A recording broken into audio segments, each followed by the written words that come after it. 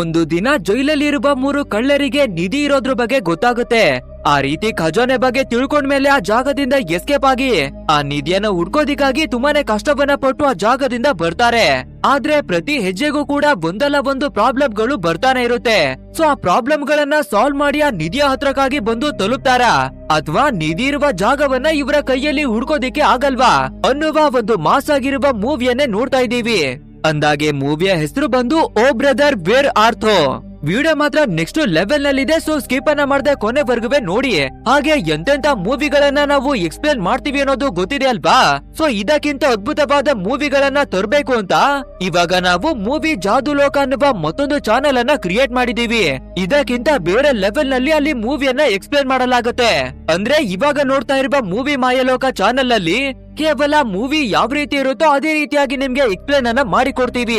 But ಆದ್ರೆ ಇವಾಗ ಶುರುವಾಗ್ತಾ ಇರುವ ನಮ್ಮ ಮೂವಿ ಜಾದು ಲೋಕ ಅನ್ನುವ ಚಾನೆಲ್ ಅಲ್ಲಿ ನೆಕ್ಸ್ಟ್ ಲೆವೆಲ್ ನ ಕಾಮಿಡಿ, ಫನ್ನು, ಎಂಟರ್ಟೈನ್ಮೆಂಟ್ ಎಲ್ಲದರ ಜೊತೆಗೆ ಎಕ್ಸ್ಪ್ಲೇನ್ ಅನ್ನ ಮಾಡ್ತೀವಿ.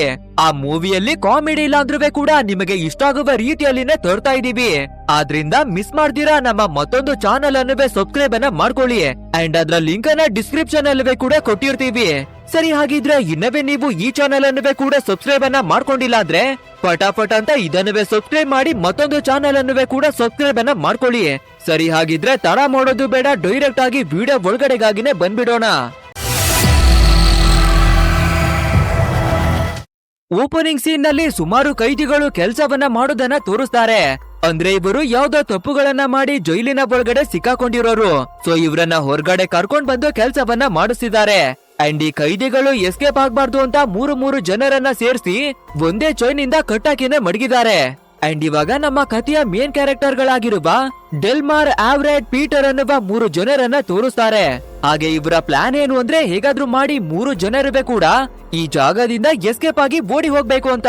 ಸೊ ಅದೇ ರೀತಿ ಗ್ಯಾಪ್ ಅನ್ನ ನೋಡ್ಕೊಂಡು ಆ ಜಾಗದಿಂದನೇ ಎಸ್ಕೇಪ್ ಆಗ್ತಾರೆ. ಬಟ್ ಆದ್ರೆ 3 ಜನ ಕೂಡ ಬೇರೆ ಬೇರೆಯಾಗಿ ಓಡೋದಿಕ್ಕೆ ಆಗಲ್ಲ. ಯಾಕಂದ್ರೆ 3 ಜನಕ್ಕೂ ಕೂಡ ಒಂದೇ ಚೈನ್ ಅನ್ನ ಕಟ್ಟಿ ಮಡಗಿದ್ದಾರೆ ಅಲ್ವಾ. ಆದ್ರಿಂದ 3 ಜನರು ಕೂಡ ಒಟ್ಟಾಗಿನೇ ಓಡ್ತಾರೆ. ಹಾಗೆ ಇವರು ಜೈಲಿಂದ ಎಸ್ಕೇಪ್ ಆಗೋದಿಕ್ಕೆ ಕಾರಣ ಏನು ಅಂದ್ರೆ ಇವರಿಗೆ ಒಂದು ಜಾಗದಲ್ಲಿ ತುಂಬಾನೇ ದೊಡ್ಡ ನಿಧಿ ಇದೆ ಅಂತ ಗೊತ್ತಾಗ್ಬಿಟ್ಟಿದೆ. ಸೊ ಹೇಗಾದ್ರೂ ಮಾಡಿ ಆ ನಿಧಿಯನ್ನ ನಾವು ಹುಡ್ಕೋಣ ಅನ್ನೋದಾಗಿ ಈ ಜೈಲಿನಿಂದ ಎಸ್ಕೇಪ್ ಆಗಿ ಆ ನಿಧಿಯನ್ನೇ ಹುಡ್ಕೊಂಡು ಬರ್ತಾ ಇದ್ದಾರೆ. ಅಂಡ್ ಅದೇ ರೀತಿ 3 ಜನ ಕೂಡ ತುಂಬಾನೇ ಕಷ್ಟವನ್ನ ಪಟ್ಟು ಒಂದು ರೈಲ್ವೆ ಟ್ರ್ಯಾಕ್ ಅನ್ನ ನೋಡಿ ಅದೇ ಜಾಗಕ್ಕೆನೆ ಓಡಿ ಬರ್ತಾರೆ. ಅಂಡ್ ಅದೇ ಟೈಮಿಗೆ ಸರಿಯಾಗಿ ಒಂದು ಟ್ರೈನ್ ಕೂಡ ಬರ್ಬೇಕಾದ್ರೆ ಅದನ್ನ ನೋಡುವ ನಮ್ಮ ಟೀಮ್ ನವರು ತುಂಬಾನೇ ಕಷ್ಟವನ್ನ ಪಟ್ಟು ಅದ್ರ ಒಳಗಡೆ ಹತ್ತೋದಿಕ್ಕಾಗಿ ಟ್ರೈ ಮಾಡ್ತಾರೆ. ಫೈನಲಿ ನಮ್ಮ ಆವ್ರೆಡ್ ಒಂದು ಕಂಬಿಯನ್ನ ಹಿಡ್ಕೊಂಡು ಒಳಗಡೆಗಾಗಿನೇ ಹತ್ಬಿಡ್ತಾನೆ. ಹಾಗೆ ಒಳಗಡೆ ಕುಳಿತಿರ್ತಾ ಇರುವ ಜನಗಳನ್ನ ನೋಡಿ ದಯವಿಟ್ಟು ಈ ಚೈನ್ ಗಳನ್ನ ಬಿಡಿಸ್ಕೊಳ್ಳೋದಿಕ್ಕಾಗಿ ಹೆಲ್ಪ್ ಅನ್ನ ಮಾಡ್ತೀರಾ ನೋಡಿ, ನಾವು 3 ಜನರು ಕೂಡ ತುಂಬಾನೇ ಕಷ್ಟವನ್ನ ಪಡ್ತಿದೀವಿ ಅಂತ ಹೇಳ್ಕೊತಾನೆ. ಬಟ್ ಆದ್ರೆ ಇಲ್ಲಿ ಕಾಮಿಡಿ ಏನು ಅಂದ್ರೆ ಮಿಕ್ಕಿರುವ ನಮ್ಮ ಇಬ್ಬರು ಫ್ರೆಂಡ್ಸ್ ಗಳು ಇನ್ನವೇ ಟ್ರೈನ್ ಒಳಗಡೆಗೆ ಹತ್ತೋದಿಕ್ಕಾಗದೆ ಕಷ್ಟವನ್ನ ಪಡ್ಕೊಂಡು ಓಡ್ಕೊಂಡೇ ಬರ್ತಿದ್ದಾರೆ. ಬಟ್ ಆದ್ರೆ ನಮ್ಮ ಆವ್ರೆಡ್ ನ್ಯೂಸ್ ರಿಪೋರ್ಟರ್ ನ ಹಾಗೆ ಮುಂದಗಡೆ ನಿಂತ್ಕೊಂಡು ದಯವಿಟ್ಟು ನಮ್ಗೆ ಹೆಲ್ಪ್ ಅನ್ನ ಮಾಡಿದ್ರೆ ನಾವು ಕದಿಯುವ ನಿಧಿಯಲ್ಲಿ ನಿಮ್ಗೆ ಅರ್ಧ ಭಾಗವನ್ನ ಕೊಡ್ತೀವಿ. ಸೊ ನೀವು ನಮ್ಗೆ ಹೆಲ್ಪ್ ಅನ್ನ ಮಾಡ್ತೀರಾ ಇಲ್ವಾ ಇವಾಗ್ಲೇನೆ ಹೇಳಿ ಅನ್ನೋದಾಗಿ ತಾರ್ಲಿಯನ್ನ ಮಾಡ್ಕೊಂಡು ಅಫಿಷಿಯಲ್ ನ ಹಾಗೆ ನಿಂತಿದ್ದಾನೆ. ಸೊ ಇದೇ ರೀತಿಯಾಗಿರ್ಬೇಕಾದ್ರೆ ನಮ್ಮ ಮಿಕ್ಕಿರುವ ಫ್ರೆಂಡ್ಸ್ ಗಳು ಸ್ಲಿಪ್ ಆಗಿ ಕೆಳಗಡೆಗೆನೆ ಬಿದ್ದೋಗ್ತಾರೆ. ಅಂಡ್ 3 ಜನರು ಕೂಡ ಒಂದೇ ಚೈನ್ ನಲ್ಲಿ ಲಾಕ್ ಆಗಿರೋದ್ರಿಂದ ಇಲ್ಲಿವರೆಗೂ ರಿಪೋರ್ಟರ್ ನ ಹಾಗೆ ಮಾತಾಡ್ತಾ ಇದ್ದ ನಮ್ಮ ಆವ್ರೆಡ್ ಕೂಡ ಅವರ ಜೊತೆಯಾಗಿನೇ ಕೆಳಗಡೆಗೆ ಬಿದ್ದೋಗ್ತಾನೆ. ಒಳಗಡೆ ಕುಳಿತಿರೋರಂತೂ ಇದನ್ನೆಲ್ಲ ಒಂದು ಕಾಮಿಡಿ ಶೋನ ಹಾಗೆ ನೋಡ್ತಿದ್ದಾರೆ. ಸೊ ಇವಾಗ ಕೆಳಗಡೆ ಬಿದ್ದಿರುವ ನಮ್ಮ ಟೀಮ್ ನವರು ಮೇಲಕ್ಕಾಗಿನೇ ಎದ್ದು ನೀವೇನು ನನ್ನ ಚೈನ ಸಮೇತವಾಗಿ ಹೇಳ್ಕೊಂಡ್ರಿ, ಕಷ್ಟಪಟ್ಟು ಮೇಲೆ ಎತ್ತಿ ಬರೋದಿಕ್ಕೆ ಆಗಲ್ವಾ ನಿಮ್ಗೆ, ನೀನ್ ತಪ್ಪನ ಮಾಡಿದ್ಕೆ ಕೆಳಗಡೆ ಬಿದ್ವಿ, ಇಲ್ಲ ನೀನ್ ತಪ್ಪನ ಮಾಡಿದ್ಕೆ ಕೆಳಗಡೆ ಬಿದ್ದೋದ್ವಿ ಅಂತ 3 ಜನರು ಕೂಡ ಆಪೋಸಿಟ್ ಆಗಿ ಕಿತ್ತಾಡ್ತಾ ಇದ್ದಾರೆ. ಬಟ್ ಆದ್ರೆ ಇದೇ ಟೈಮಿಗೆ ಸರಿಯಾಗಿ ಒಂದು ಟ್ರಾಲಿ ಬರೋದನ್ನ ನೋಡ್ತಾರೆ. ಆದ್ರಿಂದ ಟ್ರೈನ್ ಹೋದ್ರೆ ಏನಾಯ್ತು, ಈ ಟ್ರಾಲಿಯಲ್ಲಿ ಹೋಗೋಣ ಅಂತ ಬೇಗನೆ ಓಡಿ ಬಂದು 3 ಜನರು ಆ ಟ್ರಾಲಿ ಒಳಗಡೆಗಾಗಿನೇ ಹತ್ಕೋತಾರೆ. ಆಕ್ಚುಲ್ ಆಗಿ ಹೇಳ್ಬೇಕು ಅಂದ್ರೆ ನಮ್ಮ ಟೀಮ್ ನವರು ಇನ್ನವೇ ಜೈಲಿನಲ್ಲಿ ಕೊಡುವ ಕೈದಿಗಳ ಬಟ್ಟೆಯನ್ನೇ ಹಾಕೊಂಡಿದ್ದಾರೆ. ಆದ್ರೂ ಕೂಡ ಆ ಟ್ರಾಲಿಯಲ್ಲಿ ಬರ್ತಾ ಇರುವ ಮುದುಕ ಇವರನ್ನ ಒಳಗಡೆಗಾಗಿನೇ ಕೂರಿಸ್ಕೊತಾನೆ. ಯಾಕಂದ್ರೆ ಆ ಮುದುಕನಿಗೆ ಕಣ್ಣೇ ಕಾಣಿಸೋದಿಲ್ಲ. ಸೊ ಅವನು ಬ್ಲೈಂಡ್ ಆಗಿರೋದ್ರಿಂದ ಇವರನ್ನ ಮೇಲಕ್ಕಾಗಿನೇ ಹತ್ತಿಸ್ಕೊತಾನೆ. ನಂತರ ಆ ವ್ಯಕ್ತಿ ನಮ್ಮ 3 ಜನಕ್ಕೂ ಒಂದು ಮಾತನ್ನ ಹೇಳ್ತಾನೆ, ನೀವು ಹೋಗ್ತಾ ಇರುವ ದಾರಿ ಸರಿಯಾಗಿನೇ ಇದೆ, ಬಟ್ ಆದ್ರೆ ನೀವು ಸೋಲನ್ನ ಒಪ್ಕೊಳ್ದಿರಾ ನೀವು ಟ್ರಾವೆಲ್ ಅನ್ನ ಮಾಡ್ಬೇಕು. ನೀವು ಹುಡುಕ್ತಾ ಇರುವ ವಸ್ತು ನಿಮ್ಗೆ ಸಿಗ್ಬೇಕು ಅಂದ್ರೆ ಹಲವಾರು ಕಠಿಣವಾದ ಸಮಸ್ಯೆಗಳು ಬರುತ್ತೆ. ಅವುಗಳನ್ನ ನೀವು ಸಂಭಾಳಿಸ್ಕೊಂಡು ಮುಂದೆ ಹೋದ್ರೆ ನೀವು ಯೋಚನೆ ಕೂಡ ಮಾಡಿರಲ್ಲ ಆ ಲೆವೆಲ್ಗೆ ನಿಮ್ಗೆ ಸಿಗ್ಬಿಡುತ್ತೆ ಅನ್ನೋದಾಗಿ ಹೇಳ್ತಾರೆ. ಸೊ ಈ ಮಾತನ್ನ ಕೇಳುವ ನಮ್ಮ 3 ಜನಕ್ಕೂ ಕೂಡ ನಂಬಿಕೆ ಬರೋದಿಕ್ಕೆ ಶುರುವಾಗುತ್ತೆ. ಹಾಗಿದ್ರೆ ಖಂಡಿತ ನಮ್ಗೆ ನಿಧಿ ಸಿಕ್ಕೇ ಸಿಗುತ್ತೆ ಅನ್ನುವ ನಂಬಿಕೆಯನ್ನ ಇಟ್ಕೊಂಡು 3 ಜನರುವೆ ಟ್ರಾವೆಲ್ ಅನ್ನ ಮಾಡ್ಕೊಂಡು ಬರ್ತಿರ್ತಾರೆ. ಬಟ್ ಆದ್ರೆ ಇವರ 3 ಜನಕ್ಕೂ ಒಂದು ಚೈನ್ ಅನ್ನ ಕಟ್ಟಿ ಮಡಗಿದ್ದಾರೆ ಅಲ್ವಾ. ಮೊದ್ಲು ಅದರಿಂದ ನಾವು ಬಿಡಿಸ್ಕೊಳ್ಬೇಕು ಅಂತ ಯೋಚನೆಯನ್ನ ಮಾಡಿ ಇವರು ಇರ್ತಾ ಇರುವ ಜಾಗದಿಂದ ಸ್ವಲ್ಪ ದೂರದಲ್ಲಿ ಪೀಟರ್ನ ಕಸಿನ್ ಇರೋದು ನಮ್ಮ ಪೀಟರ್ಗೆ ಗೊತ್ತಾಗುತ್ತೆ. ಆದ್ರಿಂದ ಪೀಟರು ನಮ್ಮ ಕಸಿನ್ ಹತ್ರಕ್ಕೆ ಹೋಗಿ ಹೆಲ್ಪ್ ಅನ್ನ ತಗೊಳ್ಳೋಣ ಅಂತ 3 ಜನರನ್ನುವೆ ಕರ್ಕೊಂಡು ಕಸಿನ್ ಹತ್ರಕ್ಕಾಗಿನೇ ಬರ್ತಾರೆ. ಅಂಡ್ ಅದೇ ರೀತಿ ಆ ಕಸಿನ್ ಕೂಡ ಇವರಿಗೆ ಹೆಲ್ಪ್ ಅನ್ನ ಮಾಡಿ ಆ ಚೈನುಗಳನ್ನ ಬಿಡಿಸ್ತಾನೆ.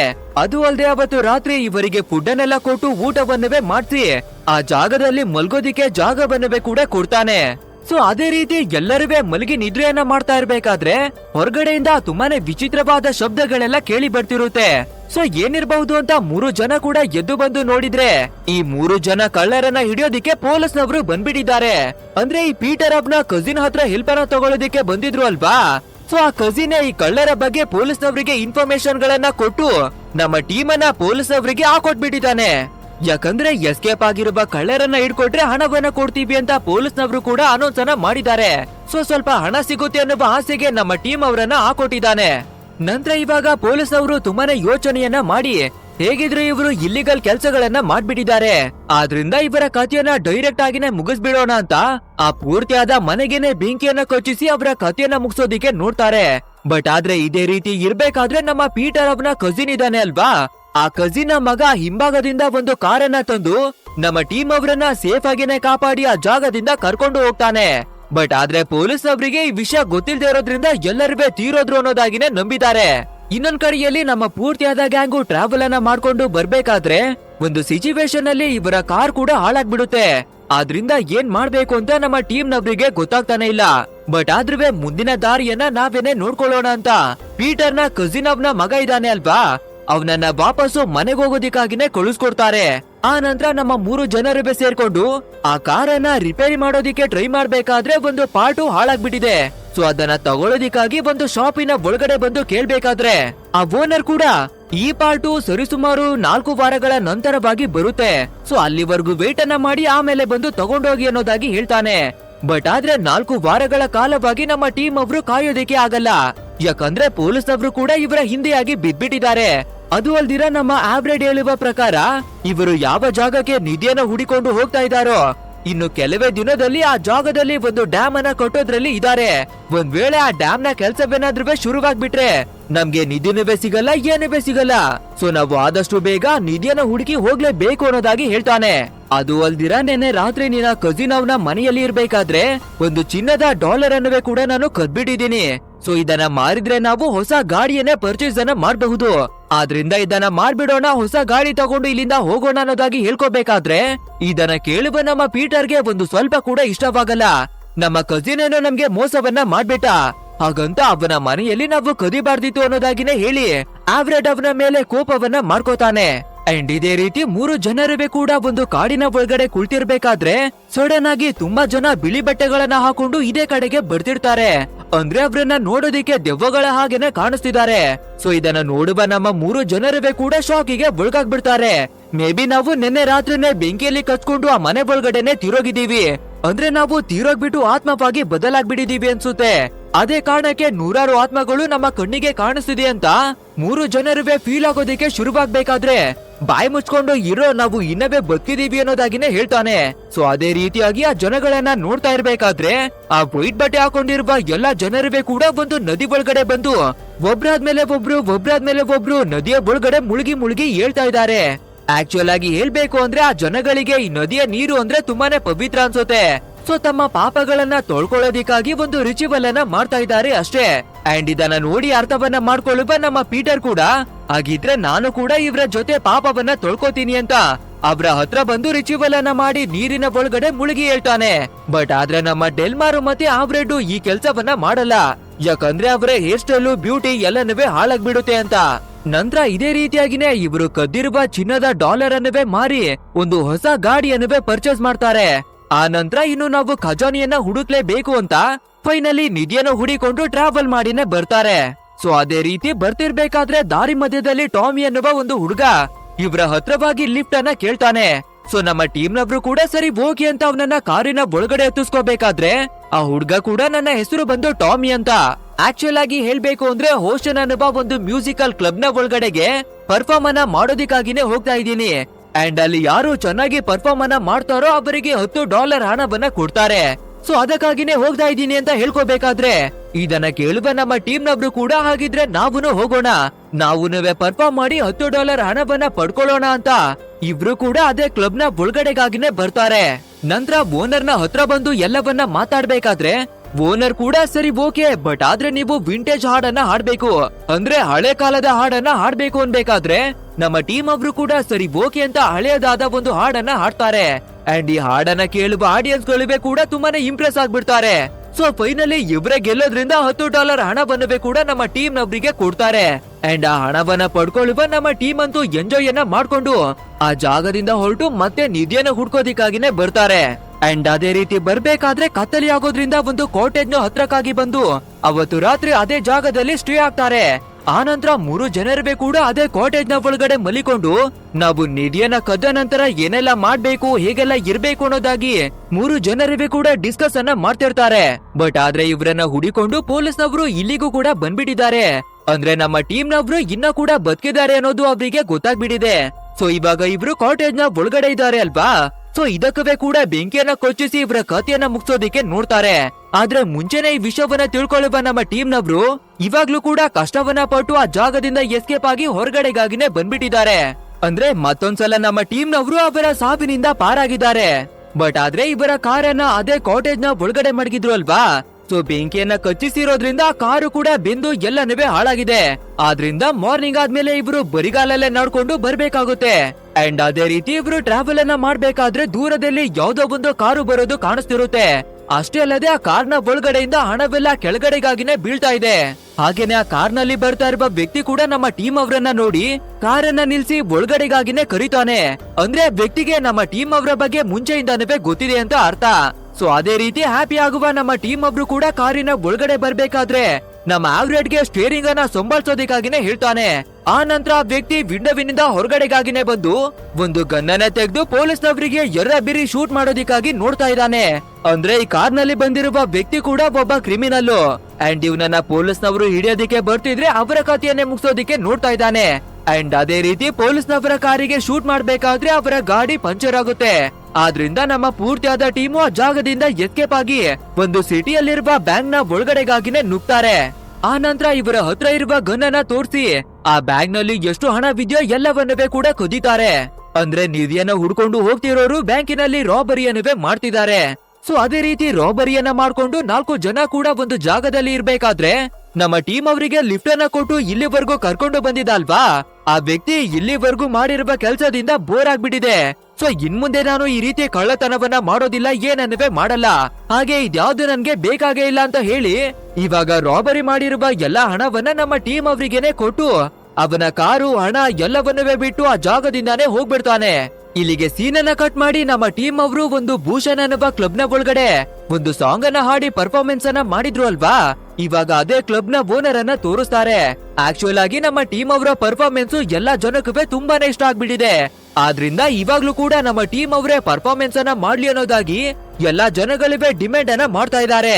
ಸೊ ಆ ಓನರ್ ಕೂಡ ಒಬ್ಬ ವ್ಯಕ್ತಿಯನ್ನ ಕರೆದು ಆದಷ್ಟು ಬೇಗ 3 ಜನರನ್ನುವೆ ಕೂಡ ಹುಡಿಕೊಂಡು ಬನ್ನಿ, ಇಲ್ಲ ಅಂದ್ರೆ ನಮ್ಮ ಕ್ಲಬ್ ಅನ್ನೇ ಮುಚ್ಚಬೇಕಾಗುತ್ತೆ, ಆ ಲೆವೆಲ್ಗೆ ಡಿಮ್ಯಾಂಡ್ ಬಂದ್ಬಿಟ್ಟಿದೆ ಅಂತ ಒಬ್ಬ ವ್ಯಕ್ತಿಯನ್ನ ನಮ್ಮ ಟೀಮ್ ಅನ್ನ ಹುಡ್ಕೋದಿಕ್ಕಾಗಿ ಕಳಿಸ್ತಾರೆ. ಅಂಡ್ ಇಲ್ಲಿಗೆ ಸೀನ್ ಅನ್ನ ಕಟ್ ಮಾಡಿ ಮತ್ತೆ ನಮ್ಮ ಟೀಮ್ ಅವರನ್ನ ತೋರಿಸ್ಬೇಕಾದ್ರೆ ಇವಾಗ ಮಾರ್ನಿಂಗ್ ಬೇರೆ ಆಗ್ತಾ ಇರೋದ್ರಿಂದ ಮತ್ತೆ ಇವರ ನಿಧಿಯನ್ನು ಹುಡ್ಕೋದಿಕ್ಕಾಗಿ ಶುರು ಮಾಡ್ತಾರೆ. ಸೊ ಅದೇ ರೀತಿ ಬರ್ಬೇಕಾದ್ರೆ ಒಂದು ಶಾಪ್ ನ ಒಳಗಡೆ ಬಂದು ನಮ್ಮ ಆವ್ರೇಡ್ಗೆ ಅವನ ಹೇರ್ ಸ್ಟೈಲ್ ಅಂದ್ರೆ ತುಂಬಾನೇ ಇಷ್ಟ ಅಲ್ವಾ. ಸೊ ಇವನ ಹೇರ್ ಸ್ಟೈಲ್ ಅನ್ನ ಇನ್ನವೇ ಚೆನ್ನಾಗಿ ಮಾಡ್ಕೊಳ್ಳೋಣ ಅಂತ ಒಂದು ಹೇರ್ ಜೆಲ್ ಅನ್ನವೇ ಕೂಡ ಪರ್ಚೇಸ್ ಅನ್ನ ಮಾಡ್ತಾರೆ.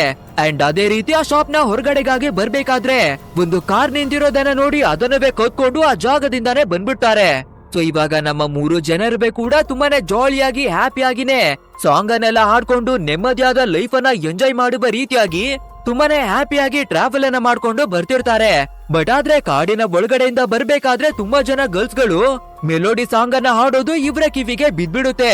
ಸೊ ಈ ಸಾಂಗ್ ಅನ್ನ ಯಾರು ಆಡ್ತಿದ್ದಾರೆ ಅಂತ ಅವರ ಕಾರನ್ನವೇ ಕೂಡ ನಿಲ್ಸಿ ಇವರಿಗೆ ಶಬ್ದ ಎಲ್ಲಿಂದ ಕೇಳಿಸುತ್ತೋ ಆ ಕಡೆಗೆ ಫಾಲೋವನ್ನ ಮಾಡ್ಕೊಂಡು ಬಂದು ನೋಡ್ಬೇಕಾದ್ರೆ 3 ಜನ ಬ್ಯೂಟಿಫುಲ್ ಆದ ಹುಡುಗಿಯರು ನದಿಯ ಒಳಗಡೆ ಕುಳಿತುಕೊಂಡು ಬಟ್ಟೆಗಳನ್ನ ವಾಶ್ ಮಾಡ್ತಾ ಸಾಂಗ್ ಅನ್ನ ಹಾಡ್ತಿದ್ದಾರೆ. ಸೊ ಇವ್ರನ್ನ ನೋಡುವ ನಮ್ಮ ಟೀಮ್ ಒಬ್ರು ಕೂಡ ಅವರ ಹತ್ರಕ್ಕಾಗಿನೇ ಬಂದ್ಬಿಡ್ತಾರೆ. ಅಂಡ್ ಆ ಹುಡುಗಿಯರೇ ಕೂಡ ನಮ್ಮ ಟೀಮ್ ಅವರಿಗೆ ಬಿಸ್ಕಿಯನ್ನವೇ ಕುಡಿಸ್ಬೇಕಾದ್ರೆ 3 ಜನರೇ ಕೂಡ ಅನ್ಕಾನ್ಶಿಯಸ್ ಆಗಿ ಅದೇ ಜಾಗದಲ್ಲಿ ಬಿದ್ದೋಗ್ತಾರೆ. ಸ್ವಲ್ಪ ಹೊತ್ತಾದ್ಮೇಲೆ ನಮ್ಮ ಡೆಲ್ಮರ್ಗೆ ಎಚ್ಚರಿ ಆಗ್ಬೇಕಾದ್ರೆ ಅಲ್ಲಿ ಆ ಹುಡುಗಿಯರೇ ಕಾಣಿಸ್ತಾ ಇಲ್ಲ, ಯಾರೇನುವೆ ಕಾಣಿಸ್ತಾನೆ ಇಲ್ಲ. ಸರಿ ಓಕೆ, ನಮ್ಮ ಫ್ರೆಂಡ್ಸ್ ಗಳನ್ನಾದ್ರೂ ನೋಡೋಣ ಎಲ್ಲಿ ಹೋದ್ರು ಅಂತ ನೋಡ್ಬೇಕಾದ್ರೆ ನಮ್ಮ ಪೀಟರ್ ಅವರ ಬಟ್ಟೆ ಮಾತ್ರ ನೆಲದಲ್ಲಿ ಬಿದ್ದಿರ್ತಾ ಇದೆ. ಸೊ ಅದ್ರ ಒಳಗಡೆ ಪೀಟರು ಕಾಣಿಸ್ತಾನೆ ಇಲ್ಲ. ಸೊ ಇವನು ಬಟ್ಟೆಯನ್ನ ಮಡಗಿ ಎಲ್ಲಿಗೆ ಹೋದ ಅಂತ ನೋಡ್ತಾ ಇರ್ಬೇಕಾದ್ರೆ ಅವನ ಬಟ್ಟೆ ಒಳಗಡೆಯಿಂದ ಒಂದು ಕಪ್ಪೆ ಹೊರಗಡೆಗಾಗಿನೇ ಬರುತ್ತೆ. ಅಷ್ಟೇ ಇದನ್ನ ನೋಡುವ ನಮ್ಮ ಡೆಲ್ಮರು ತುಂಬಾನೇ ಗಾಬರಿಗೆ ಒಳಗಾಗ್ತಾನೆ. ಮೇ ಬಿ ಆ ಹುಡುಗಿಯರು ಸಾಮಾನ್ಯವಾದ ಮನುಷ್ಯರು ಅಲ್ಲ ಅನ್ಸುತ್ತೆ. ಅವರ ಜಾದುವಿನ ಶಕ್ತಿಯನ್ನ ಬಳಸಿ ನಮ್ಮ ಪೀಟರ್ ಅನ್ನ ಈ ರೀತಿ ಕಾಪಿಯನ್ನ ಮಾಡ್ಬಿಟ್ರು ಅಂತ ತುಂಬಾನೇ ಶಾಕ್ ಆಗಿ ಇರ್ಬೇಕಾದ್ರೆ ನಮ್ಮ ಆವ್ರೆಟ್ ಕೂಡ ಎಚ್ಚರಿ ಆಗ್ತಾನೆ. ಸೊ ಡೆಲ್ಮರ್ ಕೂಡ ಇವನಿಗೆ ಗೊತ್ತಿರುವ ಎಲ್ಲಾ ವಿಷಯಗಳನ್ನ ಹೇಳ್ಕೋಬೇಕಾದ್ರೆ ನಮ್ಮ ಆವ್ರೆಡ್ ಈ ಜಾದು ಟೋನ ಇದ್ರಲ್ಲಿ ನಂಬಿಕೆಯನ್ನ ಮಡ್ಗಲ್ಲ. ಸೊ ಸಿಂಪಲ್ ಆಗಿ ಇನ್ನು ನಾವು ಈ ಜಾಗದಲ್ಲಿ ಇರಬಾರ್ದು, ನಮ್ಮ ನಿಧಿಯನ್ನ ಹುಡಿಕೊಂಡು ಹೋಗೋಣ ಬಾ ಅನ್ನೋದಾಗಿ ಕರೀತಾನೆ. ಬಟ್ ಆದ್ರೆ ನಮ್ಮ ಡೆಲ್ಮರ್ಗೆ ತುಂಬಾನೇ ಸ್ಟ್ರಾಂಗ್ ಆಗಿ ನಂಬಿಕೆ ಇರೋದ್ರಿಂದ ಆ ಕಪ್ಪೆಯನ್ನ ಹಿಡ್ಕೊಂಡು ನಾವು ಯಾವ್ದಾದ್ರು ಜಾದುಗಾರನ ಹತ್ರವಾಗಿನೇ ಹೋಗ್ಬೇಕು. ಅವರ ಕೈಯಲ್ಲಿ ಮಾತ್ರ ನಮ್ಮ ಪೀಟರ್ ಅನ್ನ ಮೊದ್ಲಿನಾಗೆ ಮಾಡೋದಿಕ್ಕಾಗುತ್ತೆ ಅಂತ ಹೇಳ್ಕೊತಾನೆ. ಅಂಡ್ ಇದೇ ರೀತಿ ಬರ್ಬೇಕಾದ್ರೆ ಇಬ್ರಿಗೂ ಕೂಡ ಹಸುವಾಗೋದಿಕ್ಕೆ ಶುರುವಾಗುತ್ತೆ.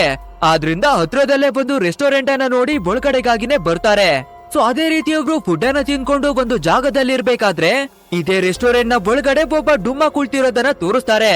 ಸೊ ಆ ಡುಮ್ಮ ಕೂಡ ಡೈರೆಕ್ಟ್ ಆಗಿ ನಮ್ಮ ಟೀಮ್ ಅವರ ಹತ್ರಕ್ಕೆ ಬಂದು, ಸರ್ ನೋಡಿ, ನಿಮ್ಮ ಹತ್ರ ಒಂದು ಗಾಡಿ ಇದೆ ಅಲ್ವಾ, ಅದ್ರಲ್ಲಿ ತುಂಬಾನೇ ಪ್ರಾಬ್ಲಮ್ಗಳು ಬಂದ್ಬಿಟ್ಟಿದೆ. ನೀವು ಆದಷ್ಟು ಬೇಗ ಅದನ್ನ ಸರಿ ಮಾಡ್ಕೊಂಡಿಲ್ಲ ಅಂದ್ರೆ ಸದ್ಯದಲ್ಲೇ ನಿಮ್ಮ ಗಾಡಿ ಬ್ಲಾಸ್ಟ್ ಆಗ್ಬಿಡುತ್ತೆ ಅನ್ನೋದಾಗಿ ಹೇಳ್ತಾನೆ. ಅದು ಅಲ್ದಿರ ನನ್ಗೆ ಗಾಡಿಗಳ ಬಗ್ಗೆ ಚೆನ್ನಾಗಿನೇ ಗೊತ್ತಿದೆ. ಸೊ ನಿಮ್ಮ ಗಾಡಿಯನ್ನ ನೀವೇನೆ ಯಾವ ರೀತಿ ಸರಿ ಮಾಡ್ಕೊಳ್ಬಹುದು ಅಂತ ಹೇಳ್ಕೊಡ್ಬಲ್ಲೆ. ಬಟ್ ಆದ್ರೆ ನನ್ಗೆ ತುಂಬಾನೇ ಜಾಸ್ತಿ ಫುಡ್ ಅನ್ನ ತಿನ್ನಿಸ್ಬೇಕಾಗುತ್ತೆ ಅನ್ನೋದಾಗಿ ಕೇಳ್ಕೊತಾನೆ. ಇದನ್ನ ಕೇಳಿವ ನಮ್ಮ ಟೀಮ್ ನವರು ಕೂಡ ಸರಿ ಓಕೆ, ನಮ್ಮ ಗಾಡಿ ಮತ್ತೆ ಏನಾದ್ರೂ ಪ್ರಾಬ್ಲಮ್ ಆಗೋದ್ರೆ ನಾವು ನಿಧಿಯನ್ನ ಹುಡ್ಕೋದಿಕ್ಕೆ ಈ ಜನ್ಮದಲ್ಲೇ ಆಗೋದಿಲ್ಲ. ಸೊ ಇವನಿಗೆ ಸ್ವಲ್ಪ ಫುಡ್ ಅನ್ನ ತಿನ್ನಿಸ್ಬೇಕು ಅಷ್ಟೇ ಅಲ್ವಾ. ಆಯ್ತು, ಇವನು ಕೇಳುವ ಎಲ್ಲಾ ಫುಡ್ ಅನ್ನವೇ ಕೂಡ ಪ್ಯಾಕ್ ಅನ್ನ ಮಾಡಿಸ್ಕೊಳ್ಳೋಣ ಅಂತ ಪ್ಯಾಕ್ ಅನ್ನ ಮಾಡಿಸ್ಕೊಂಡು ಒಂದು ಮರದ ಕೆಳಗಡೆಗಾಗಿನೇ ಬಂದು ಕುಳಿತುಕೋತಾರೆ. ಅಂಡ್ ಇವಾಗ ಡುಮ್ಮ ಕೂಡ ನಾನ್ ವೆಜ್ ಫುಡ್ ಎಲ್ಲವನ್ನ ಸರಿಯಾಗಿನೇ ತಿಂದು ನಮ್ಮ ಟೀಮ್ ಅವರ ಹತ್ರಕ್ಕೆ ಬಂದು ಇಬ್ರಿಗೂ ಕೂಡ ಸರಿಯಾಗಿನೇ ಹೊಡಿತಾನೆ. ಆ ರೀತಿ ಚೆನ್ನಾಗಿನೇ ಹೊಡೆದು ಇವರ ಕಾರನ್ನವೇ ಕೂಡ ಕಿತ್ಕೊಂಡು ಆ ಜಾಗದಿಂದಾನೇ ಹೋಗ್ಬಿಡ್ತಾನೆ. ಅಂದ್ರೆ ನಮ್ಮ ಟೀಮ್ ಅವರ ಹತ್ರ ಗಾಡಿ, ಹಣ ಎಲ್ಲನೂ ಇತ್ತು ಅಲ್ವಾ. ಸೊ ಅದನ್ನ ಕಿತ್ಕೊಳ್ಳೋದಿಕ್ಕಾಗಿ ಈ ರೀತಿ ಪ್ಲಾನ್ ಅನ್ನ ಮಾಡಿದಾನೆ. ಅಂಡ್ ಅದೇ ರೀತಿ ನಮ್ಮ ಟೀಮ್ ನವರು ಇವಾಗ ಎಲ್ಲವನ್ನ ಕಳ್ಕೊಂಡು ಬೀದಿಗೆನೆ ಬಿದ್ದಿದ್ದಾರೆ. ಆದ್ರೂ ಕೂಡ ನಾವು ನಮ್ಮ ನಿಧಿಯನ್ನ ಹುಡ್ಕೋದನ್ನ ಬಿಡ್ಲೇಬಾರ್ದು ಅಂತ ಯಾವ್ದೋ ಒಂದು ಚಿಕ್ಕದಾದ ಗಾಡಿಯಲ್ಲಿ ಲಿಫ್ಟ್ ಅನ್ನ ಕೇಳ್ಕೊಂಡು ಅದ್ರ ಒಳಗಡೆಗಾಗಿನೇ ಬರ್ತಾರೆ. ಅಂಡ್ ಇದೇ ರೀತಿ ಟ್ರಾವೆಲ್ ಅನ್ನ ಮಾಡ್ಕೊಂಡು ಬರ್ತಿರ್ಬೇಕಾದ್ರೆ ಅದೇ ಓಪನಿಂಗ್ ಸೀನ್ ನಲ್ಲಿ ಎಲ್ಲಾ ಕೈದಿಗಳಿವೆ ಸೇರ್ಕೊಂಡು ಕೆಲಸವನ್ನ ಮಾಡ್ತಿದ್ರು ಅಲ್ವಾ. ಅದೇ ರೀತಿ ಈ ದಾರಿಯಲ್ಲಿವೆ ಎಲ್ಲಾ ಕೈದಿಗಳಿವೆ ಸೇರ್ಕೊಂಡು ರೋಡ್ ನಲ್ಲಿ ಕೆಲಸ ಮಾಡ್ತಿರೋದನ್ನ ತೋರಿಸ್ತಾರೆ. ಅಂಡ್ ಆ ಕೈದಿಗಳ ಜೊತೆ ನಮ್ಮ ಪೀಟರ್ ಕೂಡ ಕೆಲಸ ಮಾಡ್ತಿರೋದನ್ನ ತೋರಿಸ್ತಾರೆ. ಇದನ್ನ ನೋಡುವ ನಮ್ಮ ಟೀಮ್ ಅವರಂತೂ ನಮ್ಮ ಪೀಟರು ಇನ್ನವೇ ಬದುಕಿದಾನ, ಹಾಗಿದ್ರೆ ಇವನು ಕಪ್ಪೆಯಾಗಿ ಬದಲಾಗಿಲ್ಲ ಅನ್ನೋದಾಗಿ ಶಾಕ್ ಆಗ್ತಾರೆ. ಆದ್ರೂ ಕೂಡ ನಮ್ಮ ಮುಖವನ್ನ ಪೊಲೀಸ್ನವರು ನೋಡ್ಬಾರ್ದು ಅಂತ ಮುಖವನ್ನ ಮುಚ್ಕೊಂಡು ಫೈನಲಿ ಒಂದು ಸಿಟಿ ಒಳಗಡೆಗೆ ಎಂಟ್ರಿಯನ್ನ ಕೊಡ್ತಾರೆ. ಆಕ್ಚುಲ್ ಆಗಿ ಹೇಳ್ಬೇಕು ಅಂದ್ರೆ ಈ ಸಿಟಿ ಬೇರೆ ಯಾವ್ದುವೇ ಅಲ್ಲ, ನಮ್ಮ ಆವ್ರೆಡ್ ಚಿಕ್ಕ ವಯಸ್ಸಿನಿಂದ ಇದೇ ಸಿಟಿ ಒಳಗಡೆ ಬೆಳೆದಿರೋದು. ಹಾಗೆ ಇವನು ಒಂದು ಹುಡುಗಿಯನ್ನುವೆ ಮದುವೆ ಆಗಿರೋದು ಇದೇ ಸಿಟಿಯಲ್ಲಿ. ಅಲ್ಲದೆ ನಮ್ಮ ಆವ್ರೆಡ್ಗೆ ಒಬ್ಬಳು ಮಗಳು ಕೂಡ ಇದ್ದಾಳೆ. ಅಂಡ್ ಈ ಸಿಟಿ ಒಳಗಡೆಗೆ ಬಂದ ಕೂಡ್ಲೆ ಅವನ ಮಗಳನ್ನ ಹುಡುಕಿ ಅವಳ ಹತ್ರ ಮಾತಾಡೋದಕ್ಕಾಗಿನೇ ಬರ್ತಾನೆ. ಬಟ್ ಆದ್ರೆ ಹುಡುಗಿ ನೋಡಿದ್ರೆ, ಅಪ್ಪ ನೀವು ಬದುಕಿಲ್ಲ ಅಂತ ನಮ್ಮಮ್ಮ ಬೇರೆ ಮದ್ವೆಯನ್ನ ಆಗ್ತಿದ್ದಾರೆ. ಅಮ್ಮ ಹೇಳೋ ಪ್ರಕಾರ ನೀವು ಸತ್ತೋಗಿದ್ದೀರಂತೆ, ಅದಕ್ಕಾಗಿನೇ ಹೊಸ ಮದ್ವೆಯನ್ನ ಆಗಿದ್ದಾರೆ ಅಂತ ಆ ಚಿಕ್ಕ ಹುಡುಗಿ ಹೇಳ್ಕೋಬೇಕಾದ್ರೆ ಕೋಪವನ್ನ ಮಾಡ್ಕೊಳ್ಳುವ ನಮ್ಮ ಆವ್ರೆಡ್ ಸೀದಾ ಅವನ ಹೆಂಡತಿಯ ಹತ್ರಕ್ಕಾಗಿನೇ ಬಂದು, ಏನಕ್ಕೆ ನಾನು ಸತ್ತೋಗಿದ್ದೀನಿ ಅಂತ ಎಲ್ಲರ ಹತ್ರ ಸುಳ್ಳನ್ನ ಹೇಳಿದ್ಯಾ, ನಾನು ಇನ್ನವೇ ಬದುಕಿದ್ದೀನಿ ಅನ್ನೋದಾಗಿ ಹೇಳ್ಕೋಬೇಕಾದ್ರೆ ಇದನ್ನ ಕೇಳುವ ಅವನ ವೈಫ್ ಕೂಡ, ನನ್ನ ಮಕ್ಕಳಿಗೆ ಈ ಜನಗಳಿಗೆ ಏನಂತ ಹೇಳಿ, ನನ್ನ ಗಂಡ ಜೈಲಲ್ಲಿದ್ದಾನೆ ಅಂತ ಹೇಳ, ನನ್ನ ಗಂಡ ಕ್ರಿಮಿನಲ್ ಅಂತ ಹೇಳ್ಕೊಳ್ಳ, ಆದ್ರಿಂದ ನೀನು ಸತ್ತೋದೆ ಅಂತ ಹೇಳಿ ನಾನು ಬೇರೆ ವ್ಯಕ್ತಿಯನ್ನ ಮದುವೆ ಆದೆ ಅಂತ ಹೇಳ್ತಾಳೆ. ಅಂಡ್ ಇದೇ ಟೈಮಿಗೆ ಸರಿಯಾಗಿ ಅವಳ ಹೊಸ ಗಂಡ ಕೂಡ ಬಂದ್ಬಿಡ್ತಾನೆ. ಸೊ ನಮ್ಮ ಆವ್ರೇಡ್ ಅನ್ನ ನೋಡುವ ಹೊಸ ಗಂಡ ಕೂಡ ಕೋಪ ಮಾಡ್ಕೊಂಡು ಡೈರೆಕ್ಟ್ ಆಗಿ ನಮ್ಮ ಆವ್ರೇಡ್ ಗೆ ಎರ್ರ ಬಿರಿಯಾಗಿ ಹೊಡಿತಾನೆ. ಸೊ ನಮ್ಮ ಆವ್ರೇಡ್ ಗೆ ಅಲ್ಲಿಂದ ಹೋಗೋದನ್ನ ಬಿಟ್ರೆ ಬೇರೆ ದಾರಿನೇ ಇಲ್ಲ. ಬಟ್ ಆದ್ರೆ ನಮ್ಮ ಆವ್ರೇಡ್ ಗೆ ಇನ್ನವೇ ನಾವು ನಮ್ಮ ಹೆಂಡತಿಯನ್ನ ಪಡ್ಕೋಬೇಕು ಅನ್ನುವ ಆಸೆ ಇದೆ. ಆದ್ರಿಂದ ನಮ್ಮ ವೈಫ್ ಅನ್ನ ಮತ್ತೆ ನಾನು ಮದ್ವೆಯನ್ನ ಆಗ್ಬೇಕು ಅಂತ ಡಿಸೈಡ್ ಮಾಡ್ತಾನೆ. ಬಟ್ ಆದ್ರೆ ಇವಾಗ ತುಂಬಾನೇ ಬೇಜಾರಾಗ್ಬಿಟ್ಟಿದ್ದಾನೆ ಅಲ್ವಾ. ಆದ್ರಿಂದ ನಮ್ಮ ಡೆಲ್ಮರನ್ನ ಕರ್ಕೊಂಡು ಬಂದು ಮೂವಿ ನೋಡೋದಕ್ಕಾಗಿ ಥಿಯೇಟರ್ ನ ಒಳಗಡೆಗೆನೆ ಬರ್ತಾನೆ. ಅಂಡ್ ಇದೇ ರೀತಿ ಇಬ್ರು ಮೂವಿಯನ್ನ ನೋಡ್ತಿರ್ಬೇಕಾದ್ರೆ ಜೈಲ್ನಲ್ಲಿ ವರ್ಕನ ಮಾಡುವ ಎಲ್ಲಾ ಕೈದಿಗಳನ್ನುವೇ ಕರ್ಕೊಂಡು ಮೂವಿಯನ್ನ ತೋರ್ಸೋದಕ್ಕಾಗಿನೇ ಕರ್ಕೊಂಡು ಬಂದಿದ್ದಾರೆ. ಅಂಡ್ ಆ ಕೈದಿಗಳಲ್ಲಿ ನಮ್ಮ ಪೀಟರ್ ಕೂಡ ಬಂದಿರ್ತಾನೆ. ಸೊ ಇದನ್ನ ನೋಡುವ ನಮ್ಮ ಟೀಮ್ ನವರು ಮತ್ತೆ ಕನ್ಫ್ಯೂಷನ್ ಆಗಿ, ಲೋ ಪೀಟರ್ ನೀನು ಇನ್ನವೇ ಬದುಕಿದ್ಯಾ? ಆ ಹುಡುಗಿಯರು ಜಾದುಬನ್ನ ಮಾಡಿ ಕಾಪಿಯನ್ನ ಮಾಡಿಲ್ವಾ ಅನ್ನೋದಾಗಿ ಕೇಳ್ಬೇಕಾದ್ರೆ, ಲೋ ಮೂರ್ಖರ, ಸ್ವಲ್ಪನಾದ್ರೂ ಮ್ಯಾನರ್ಸ್ ಅನ್ನ ಇಟ್ಕೊಂಡು ಮಾತಾಡಿ. ನಾನು ಆ ಜಾಗದಿಂದ ಹೊರಗಡೆ ಬರ್ಬೇಕಾದ್ರೆ ಪೊಲೀಸ್ನವರು ಬಂದು ಹಿಡ್ಕೊಂಡು ಹೋಗಿದ್ದಾರೆ ಅಷ್ಟೇ. ಜಾದು ಟೋನಬನ್ನ ಮಾಡಿ ನನ್ನನ್ನ ಕಾಪೆ ಮಾಡಿಲ್ಲ ಅನ್ನೋದಾಗಿ ಹೇಳ್ಕೊತಾನೆ. ಇದನ್ನ ಕೇಳುವ ನಮ್ಮ ಟೀಮ್ ಅವರಂತೂ ಇನ್ನವೇ ಹ್ಯಾಪಿಯಾಗಿ ಹೇಗಾದ್ರೂ ಮಾಡಿ ನಮ್ಮ ಪೀಟರ್ ಅನ್ನ ಈ ಜಾಗದಿಂದ ಬಿಡಿಸ್ಕೋಬೇಕು ಅಂತ ತುಂಬಾನೇ ಸರ್ಕಸ್ ಅನ್ನ ಮಾಡಿ ಫೈನಲಿ ನಮ್ಮ ಪೀಟರ್ ಅನ್ನವೇ ಕೂಡ ಬಿಡಿಸ್ಕೊಂಡು 3 ಜನರುವೆ ಮತ್ತೆ ಆ ಜಾಗದಿಂದ ಓಡಿ ಕಾಡಿನ ಒಳಗಡೆಗಾಗಿನೇ ಬಂದ್ಬಿಡ್ತಾರೆ. ಸೊ ಇದೇ ರೀತಿ ಇಬ್ರು ನಡ್ಕೊಂಡು ಬರ್ತಿರ್ಬೇಕಾದ್ರೆ ನಮ್ಮ ಪೀಟರು, ಇವಾಗ ನಾವು ಎಷ್ಟೇ ಕಷ್ಟವನ್ನ ಪಟ್ರಬೇ ಕೂಡ ನಿಧಿ ನಮ್ಗೆ ಸಿಗಲ್ಲ. ಯಾಕಂದ್ರೆ ಪೊಲೀಸ್ ಅವರು ನನ್ನನ್ನ ಕರ್ಕೊಂಡೋಗಿ ಟಾರ್ಚರ್ ಕೊಡ್ಬೇಕಾದ್ರೆ ನಾನು ಪೂರ್ತಿಯಾಗಿ ನಿಧಿಯ ಬಗ್ಗೆ ಎಲ್ಲಾ ವಿಷಯವನ್ನ ಹೇಳ್ಬಿಟ್ಟಿದೀನಿ. ಸೊ ಆ ನಿಧಿಯನ್ನ ಕದಿಯೋದಿಕ್ಕೆ ನಮ್ಗೆ ಬಿಡಲ್ಲ ಅನ್ನೋದಾಗಿ ಹೇಳ್ಕೊತಾನೆ. ಇದನ್ನ ಕೇಳುವ ನಮ್ಮ ಆವ್ರೇಡ್ ಕೂಡ, ನೀನು ಯಾವ್ದೇ ರೀತಿ ಚಿಂತೆಯನ್ನ ಮಾಡ್ಬೇಡ. ಆಕ್ಚುಲ್ ಆಗಿ ಹೇಳ್ಬೇಕು ಅಂದ್ರೆ ಅಲ್ಲಿ ಯಾವ್ದೇ ನಿಧಿನುವೇ ಇಲ್ಲ, ಏನುವೇ ಇಲ್ಲ. ನಾನು ನನ್ನ ಫ್ಯಾಮಿಲಿಯನ್ನ ಪಡ್ಕೊಳ್ಳೋದಿಕ್ಕಾಗಿ ನಿಮ್ಮ ಹತ್ರ ಸುಳ್ಳನ್ನ ಹೇಳಿದೆ. ಯಾಕಂದ್ರೆ 3 ಜನಕ್ಕೂ ಸೇರಿಸಿ ಒಂದೇ ಚೈನ್ ಅನ್ನ ಕಟ್ಟಿದ್ರು ಅಲ್ವಾ. ಸೊ ನಾನು ಒಂಟಿಯಾಗಿ ಎಸ್ಕೇಪ್ ಆಗೋದಿಕ್ಕೆ ಆಗಲ್ಲ. ಆದ್ರಿಂದ ನಿಮ್ಗೆ ಸುಳ್ಳನ್ನ ಹೇಳಿ 3 ಜನರನ್ನುವೇ ಕೂಡ ಕರ್ಕೊಂಡು ಬಂದಿ ಅನ್ನೋದಾಗಿ ಹೇಳ್ತಾನೆ. ಈ ಮಾತನ್ನ ಕೇಳುವ ನಮ್ಮ ಡೆಲ್ಮರ್ಗೆ ತುಂಬಾನೇ ಬೇಜಾರಾಗೋದಿಕ್ಕೆ ಶುರುವಾಗುತ್ತೆ. ಲೋ ನಾಯಿ ನನ್ ಮಗ್ನೆ, ಇನ್ನು ಕೇವಲ 2 ವಾರದಲ್ಲಿ ನನ್ನನ್ನ ರಿಲೀಸ್ ಅನ್ನ ಮಾಡ್ತಿದ್ರು. ಇವಾಗ ನೋಡಿದ್ರೆ ಜೈಲಿನಿಂದ ಓಡಿಸ್ಕೊಂಡು ಕರ್ಕೊ ಬಂದಿದ್ಯಾ. ಅಪ್ಪಿ ತಪ್ಪಿ ನಾನು ಪೊಲೀಸ್ ಅವರ ಕೈಗೆ ಸಿಕ್ಕಾಕೋಬಿಟ್ರೆ ನಾನು ಸಾಯೋವರ್ಗವೇ ಕೂಡ ಜೈಲಿನಲ್ಲೇ ಫಿಟ್ ಅನ್ನ ಮಾಡ್ಬಿಡ್ತಾರೆ. ನಿಧಿಯ ಆಸೆಯನ್ನ ಹುಟ್ಟಿ ನನ್ನನ್ನ ಕರ್ಕೊಂಡು ಬಂದು ನನ್ಗೆ ಮೋಸವನ್ನ ಮಾಡ್ಬಿಟ್ಟೆ ಅಂತ ಇವಾಗ ಎಲ್ಲರೂ ಸೇರ್ಕೊಂಡು ಆವ್ರೇಡ್ಗೆ ಸರಿಯಾಗಿನೇ ಬಡ್ದು ಭೂತವನ್ನ ಬಿಡಿಸ್ತಾರೆ. ಅಂಡ್ ಈ 3 ಜನರೇ ಕೂಡ ಹಂದಿ ನಾಯಿಗಳ ಹಾಗೆ ಕಿತ್ತಾಡ್ಕೋತಾ ಇರ್ಬೇಕಾದ್ರೆ ಸಡನ್ ಆಗಿ ಒಂದು ಜಾಗದಿಂದ ತುಂಬಾನೇ ವಿಚಿತ್ರವಾದ ಶಬ್ದವೆಲ್ಲ ಕೇಳಿ ಬರ್ತಿರುತ್ತೆ. ಸೊ ಏನದು ಅಂತ 3 ಜನರೇ ಕೂಡ ಬಚ್ಚಿಟ್ಕೊಂಡು ನೋಡ್ಬೇಕಾದ್ರೆ ಅದೇ ತುಂಬಾನೇ ಜನರು ಬಿಳಿ ಬಟ್ಟೆಯನ್ನ ಹಾಕೊಂಡು ನೀರಿನ ಒಳಗಡೆ ಬಂದು ರಿಚುವಲ್ ಮಾಡ್ತಿದ್ರು ಅಲ್ವಾ. ಅದೇ ಜನಗಳು ಇವಾಗ್ಲೂ ಕೂಡ ಒಂದು ದೊಡ್ಡ ರಿಚುವಲ್ ಅನ್ನ ಮಾಡ್ತಿದ್ದಾರೆ. ಅಂಡ್ ಇದೇ ರೀತಿ ರಿಚುವಲ್ ಅನ್ನ ಮಾಡ್ತಾ ಇರ್ಬೇಕಾದ್ರೆ ಟಾಮಿಯ ಕೈಗಳನ್ನ ಹಿಡ್ಕೊಂಡು ಈ ಜಾಗಕ್ಕೆ ಬಲಿಯನ್ನ ಕೊಡೋದಿಕ್ಕಾಗಿ ಹೇಳ್ಕೊ ಬರ್ತಿದ್ದಾರೆ. ಅದೇ ನಮ್ಮ ಟೀಮ್ ನವರಿಗೆ ಒಂದು ಕ್ಲಬ್ ನ ಬಗ್ಗೆ ಹೇಳಿದ ಅಲ್ವಾ ಟಾಮಿ, ಅದೇ ಟಾಮಿಯನ್ನ ಹೇಳ್ಕೊಂಡು ಬರ್ತಿರೋದು. ಆಕ್ಚುಲ್ ಆಗಿ ಹೇಳ್ಬೇಕು ಅಂದ್ರೆ ಯಾರು ಸೂಪರ್ ಆಗಿ ಹಾಡನ್ನ ಹಾಡ್ತಾರೋ ಅವರನ್ನ ಎಳ್ಕೊಂಡು ಬಂದು ಇವರ ಶೈತಾನ್ಗೆ ಬಲಿಯನ್ನ ಕೊಡಲಾಗುತ್ತೆ. ಅಂಡ್ ಅದೇ ರೀತಿ ಟಾಮಿ ಕೂಡ ತುಂಬಾನೇ ಬ್ಯೂಟಿಫುಲ್ ಆಗಿ ಸಾಂಗ್ ಅನ್ನ ಹಾಡಿದ್ದಾನೆ. ಸೊ ಅದಕ್ಕಾಗಿನೇ ಇವನ ಬಲಿಯನ್ನ ಶೈತಾನ್ಗೆ ಕೊಡೋದಿಕ್ಕಾಗಿ ಕರ್ಕೊಂಡು ಬರ್ತಿರೋದು. ಇದನ್ನ ನಮ್ಮ ಟೀಮ್ ಅವರು ದೂರದಲ್ಲಿ ನಿಂತು ನೋಡ್ಬೇಕಾದ್ರೆ ಹೇಗಾದ್ರೂ ಮಾಡಿ ಆ ಟಾಮಿಯನ್ನ ನಾವು ಕಾಪಾಡ್ಕೊಳ್ಳೇಬೇಕು ಅಂತ ಇದೇ ಜನಗಳ ಹಾಗೆ ಗೆಟಪ್ ಅನ್ನೆಲ್ಲ ಹಾಕೊಂಡು ಇವ್ರ ಮಧ್ಯಕ್ಕೆ ಬಂದು ಟಾಮಿಯನ್ನ ಅಭ್ಯಾಸ ಮಾಡಿ ಆ ಜಾಗದಿಂದ ಬರ್ತಾರೆ. ಆಕ್ಚುಲ್ ಆಗಿ ಹೇಳ್ಬೇಕು ಅಂದ್ರೆ ಈ ಜನರಿಗೆ ತುಂಬಾನೇ ಚಳ್ಳೆ ಹಣ್ಣನ್ನ ತಿನ್ಸಿ ಆ ಟಾಮಿಯನ್ನ ಕರ್ಕೊಂಡು ಹೋಗ್ತಾರೆ.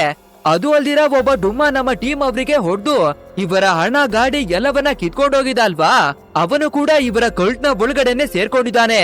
ಸೊ ಫೈನಲಿ ನಮ್ಮ ಟೀಮ್ ನೊಬ್ರು ಟಾಮಿಯನ್ನ ಕರ್ಕೊಂಡು ಎಸ್ಕೇಪ್ ಆಗ್ತಾರೆ.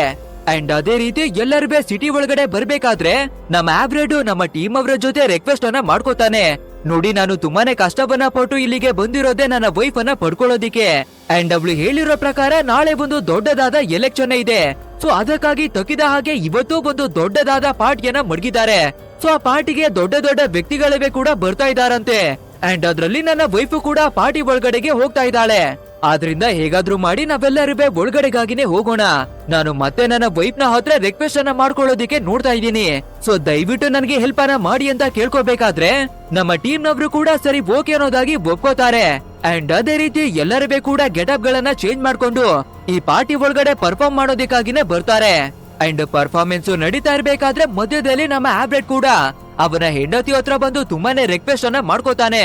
ಬಟ್ ಆದ್ರೆ ಅವಳು ನಮ್ಮ ಆವ್ರೇಡ್ ಅನ್ನ ಒಪ್ಕೊಳ್ಳೋದಿಕ್ಕೆ ರೆಡಿನೇ ಇಲ್ಲ. ಸೊ ಇವನಿಗೆ ಸರಿಯಾಗಿನೇ ಬೈದು ಆ ಜಾಗದಿಂದ ಹೋಗೋದಿಕ್ಕಾಗಿ ಹೇಳ್ಬಿಡ್ತಾಳೆ. ಸೊ ಮತ್ತೆ ನಮ್ಮ ಟೀಮ್ ನವರು ಪರ್ಫಾರ್ಮ್ ಅನ್ನ ಮಾಡೋದಿಕ್ಕಾಗಿ ಸ್ಟೇಜ್ ಮೇಲ್ಗಡೆಗೆನೆ ಬರ್ತಾರೆ. ಬಟ್ ಆದ್ರೆ ಇಬ್ರು ಬೋಷನ್ ಅನ್ನುವ ಒಂದು ಕ್ಲಬ್ ನಲ್ಲಿ ವಿಂಟೇಜ್ ಸಾಂಗ್ ಅನ್ನ ಹಾಡಿದ್ರು ಅಲ್ವಾ. ಸೇಮ್ ಇವಾಗ್ಲೂ ಕೂಡ ಅದೇ ವಿಂಟೇಜ್ ಸಾಂಗ್ ಅನ್ನೇ ಹಾಡಿದ್ದಾರೆ. ಆದ್ರಿಂದ ಇದನ್ನ ನೋಡುವಂತಹ ಒಬ್ಬ ವ್ಯಕ್ತಿ ಅಂದ್ರೆ ನಮ್ಮ ಟಾಮಿನ ಎಳ್ಕೊಂಡು ಬಲಿಯನ್ನ ಕೊಡೋದಕ್ಕೆ ತಗೊಂಡು ಹೋಗ್ತಾ ಇದ್ರು ಅಲ್ವಾ, ಅದೇ ಕಳ್ನ ವ್ಯಕ್ತಿ ನಮ್ಮ ಟೀಮ್ ಅವರನ್ನ ಕಂಡು ಹಿಡ್ಕೋತಾನೆ. ಆದ್ರಿಂದ ಒಂದು ಮೈಕನ್ನ ತಗೊಂಡು ನಮ್ಮ ಟೀಮ್ ಅವರನ್ನ ತೋರಿಸಿ ಇವರೆಲ್ಲರೂ ಕ್ರೈಮ್ ಅನ್ನ ಮಾಡಿ ಜೈಲಿನಲ್ಲಿ ಇದ್ದಂತ ಕ್ರಿಮಿನಲ್ಗಳು ಅಂತ ಹೇಳ್ಕೊತಾನೆ. ಬಟ್ ಆದ್ರೆ ಈ ವ್ಯಕ್ತಿಯ ಮಾತನ್ನ ಯಾರು ಕೂಡ ನಂಬೋದೇ ಇಲ್ಲ. ಸೊ ನನ್ನ ಮಾತನ್ನ ನೀವು ನಂಬ್ತಾ ಇಲ್ಲ ಅಲ್ವಾ, ನೋಡಿ ನಿಮ್ಗೆ ಎಲ್ಲಾ ವಿಷಯಗಳನ್ನ ಹೇಳ್ತೀನಿ ಅಂತ ತುಂಬಾನೇ ಕೋಪವನ್ನ ಮಾಡ್ಕೊಂಡು ಅದೇ ಟಾಮಿಯನ್ನ ಶೈತಾನ್ಗೆ ಬಲಿ ಕೊಡೋದಿಕ್ಕೆ ಕರ್ಕೊಂಡು ಹೋಗ್ತಿದ್ರು ಅಲ್ವಾ, ಆ ಎಲ್ಲಾ ರಹಸ್ಯವನ್ನ ಈ ಜನಗಳ ಮಧ್ಯದಲ್ಲೇ ಹೇಳ್ಕೊಬಿಡ್ತಾನೆ.